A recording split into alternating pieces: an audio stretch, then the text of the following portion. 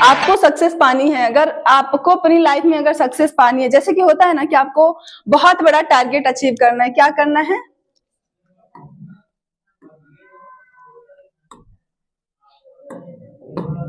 जैसे कि होता है कि आपको बहुत बड़ा टारगेट अचीव करना है,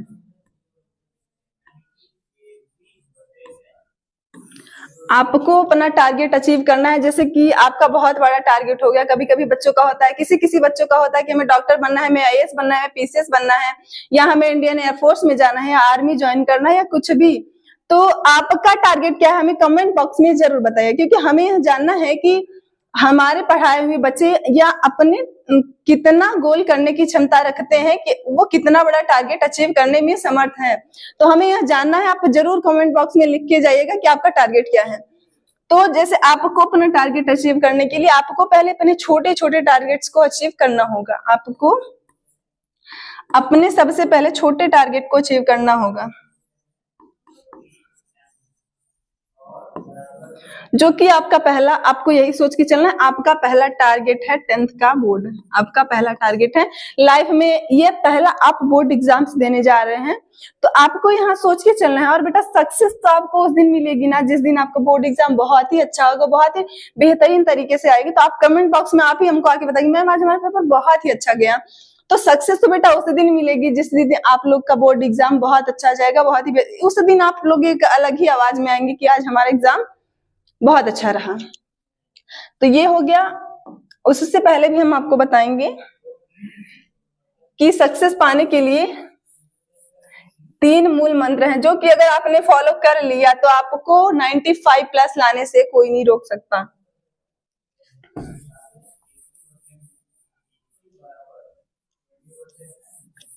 अगर आपको अपना टारगेट अचीव करना है, आपको सक्सेस पाना है, तो आपको ये 3 मूल मंत्र आपको याद ही करने होंगे, जो कि पहला है आपका क्या, जुनून। आपका पहला टारगेट को अचीव करने के लिए सबसे पहले नंबर पे आपका आता है जुनून।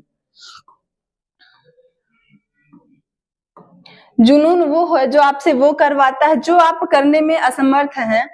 जैसे कि आपको लगता है कि आप 10th में 95 मार्क्स नहीं ला सकते, तो आप यह करने में असमर्थ हैं, लेकिन अगर आपको किसी ने चैलेंज कर दिया कि नहीं तेरे से नहीं होगा, तो नहीं कर सकता, तो आपके अंदर एक जुनून आ गया कि उसने मुझे बोल कैसे दिया, अब तो मुझे इसे करके ही दिखाना है, तो वो हो जाएगा आपका जुनून। और जिस दिन आपके अंदर जुनून आएगा तो आप कुछ भी करने के लिए जागरूक हो सकते हैं, तत्पर होंगे। दूसरे नंबर पर आपका आता है हौसला। हौसला वो होता है जो कि आपसे वो करवाता है जो आप करना चाहते हैं। जैसे कि आपके अंदर जुनून आया कि आपको 95 प्लस लाना है, लेकिन आपके अंदर अगर हौसला होगा कि हाँ हम यह कर सकते हैं, जुनून आपके अंदर आया तो आपको लगा कि हाँ हमको यह करना है, तो करना है चाहे जैसे, लेकिन अगर आपके अंदर हौसला होगा तो हमको यह करना है, हम कर सकते हैं, तो वो आपके लिए हौसला होता है। तीसरे नंबर पर जो आता है वो आपका होता है अनुभव। जब आप जुनून और हौसले के साथ सीख रहे होंगे तो आपका अनुभव बता देगा कि आप सही कर रहे हैं या आप गलत कर रहे हैं। जैसे कि आप कोई टेक्स्ट हुआ, आप उसमें फेल हो गए, मैं एग्जाम की बात नहीं कर रही, बोर्ड्स की बात नहीं कर रही, मैं टेक्स्ट की बात कर रही। आप अगर वहां पे फेल हो गए तो आपका अनुभव बता देगा कि आपने कितना अच्छा परफॉर्म किया है, आप सही कर रहे हैं, आप गलत कर रहे हैं, आपको और बेहतर तरीके से अपनी तैयारी शुरू करनी है। तो ये हो गया, इन तीनों को आपको बहुत ही खासकर फॉलो कर लेना है आपके सक्सेस के लिए। तो अब हम डिस्कस करेंगे, उसके बाद साथ ही आते हैं